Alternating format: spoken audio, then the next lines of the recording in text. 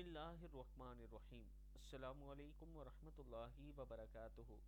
اگر آپ کسی پریشانی، مشکل، مصیبت میں ہیں تو آپ یہ دعا پڑھا کریں کثرت کے ساتھ، انشاءاللہ اللہ تعالیٰ بہت فائدہ دے گا۔ جب بھی آپ کسی مشکل، مصیبت، پریشانی میں ہوں تو پہلے آپ نماز والا درود شریف پڑھیں، اللہم صلی علی محمد وعلی آل محمد کما صلیت علی ابراہیم وعلی آل ابراہیم انک حمید مجید، اللہم بارک علی محمد وعلی آل محمد کما بارکت علی ابراہیم وعلی آل ابراہیم انک حمید مجید۔ اس کے بعد آپ نے یہ دعا پڑھنی ہے، لا الہ الا اللہ العظیم الحلیم، لا الہ الا اللہ رب العرش العظیم، لا الہ الا اللہ رب السماوات السبع ورب الارض ورب العرش الکریم۔